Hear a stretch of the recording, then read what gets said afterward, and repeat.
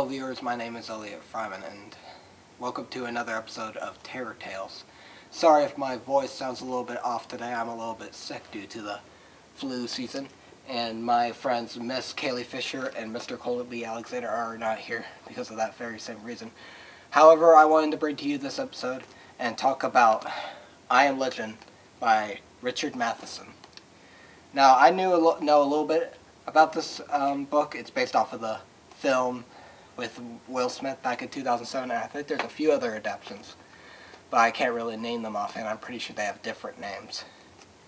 But all of my friends who have told me about the movie never even knew that this book exists, but it's actually quite influential for the bigger horror writers like Stephen King, Dean Koontz, just a whole bunch of great writers, and it was all because of this right here.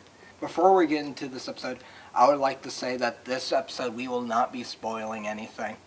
Unlike last episode with The Shining, it was a little bit hard to talk about that book without spoiling a few things, so that was the main issue in that. But this time I will try not to spoil anything close to the ending or about the last 50 or 60 pages of the book. I will be mainly talking about the first and second parts.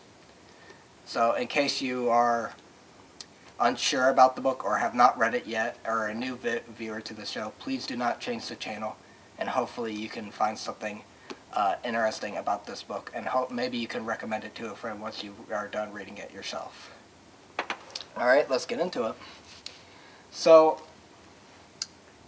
when I first read it, or started reading it, I thought that it was just going to be a typical zombie apocalypse thing. But I like how it's kind of mixes in with the vampire genre, which not many books have done.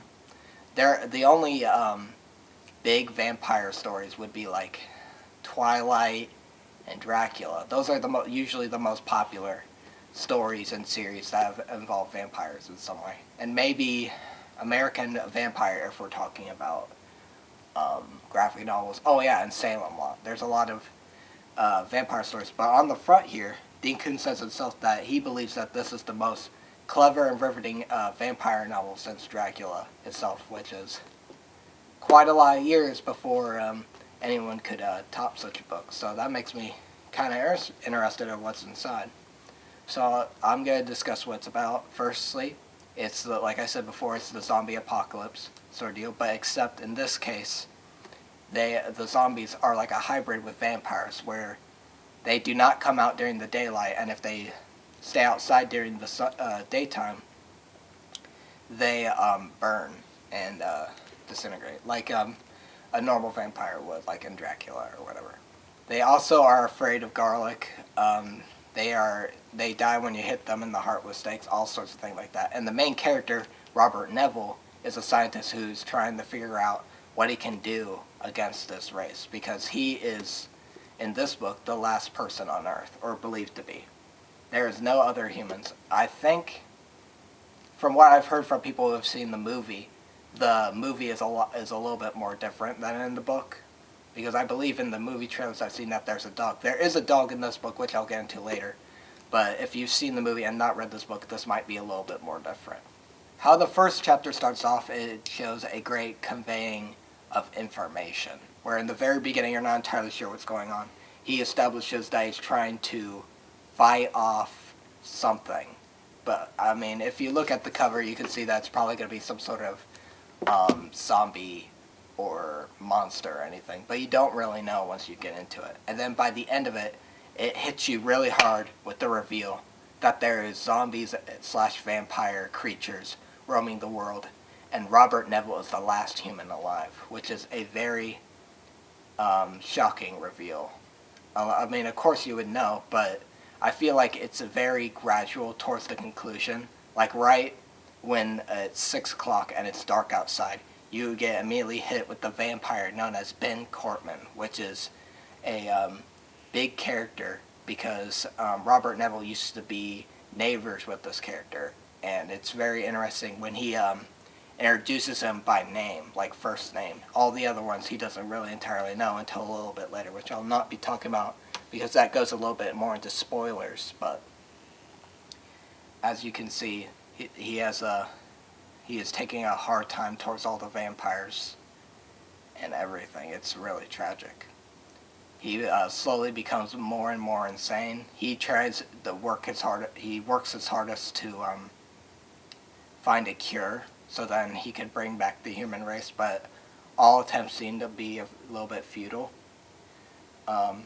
Another interesting part about the book, while he's trying to figure it out, is he recollects the memories of when he was with his wife and his daughter, Carla. And that's another really powerful part in the book, because when all this started out, it was just like some sort of sickness. And then eventually his wife and daughter got the sickness, of course, as he's the last man alive, so we leave that up to interpretation. But then eventually the last remaining humans were just like, we have to burn the remaining vampires, or the sick people, or so they don't turn into vampires. But he didn't want to do that, so instead he decides to bury her, and then eventually she comes back to kill him. And that part just leaves on like a cliffhanger, and it's like really up to interpretation on what happened next. Which is, you don't really know what happens to the daughter, or at least maybe I missed it somehow, but I believe a similar situation happened to that. But anyway, after that, he eventually runs into a dog, which is like the first actual living creature that I've seen since this apocalypse happened, or when all the people ran out. So that part is probably my favorite part of the book, because it really shows how this entire thing has been taking a toll on him. I think by this point in the book, it's been going on for at least months, and he just acts absolutely crazy. In the book, he like spends all day looking for the dog when it runs away from him.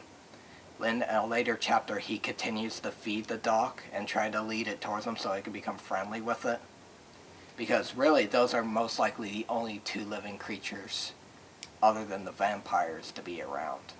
And seeing that, and then eventually at the end, when he's like tries to bring the dog back inside to figure out a way to cure it, to see if it has the disease, there's a lot of interesting development going on, like a really good natural development, and I could see how, because of that development, that's how writers like Stephen King got inspiration for characters like Jack Torrance in The Shining, and maybe a little bit of John Smith from The Dead Zone. So I was particularly interested in this part, and what happens to the dog later on is a very good part in my opinion. Like, it's a very realistic book. If you're not into like darker stories, I can't really recommend it. There are a few things that I don't like about it. I don't like how it's kind of short. It's a very short book. It's only about 170 pages. It could take you about a weekend to get this book done. It's a very quick read, and sometimes I feel like books can go on for too long, but I feel like this book would have been benefited by having a little bit more meat on its bones. But other than that, I believe that this is a pretty solid story. If I were to give this a rating, I would give this an 8 out of 10, and that's, I would say, is a pretty good rating.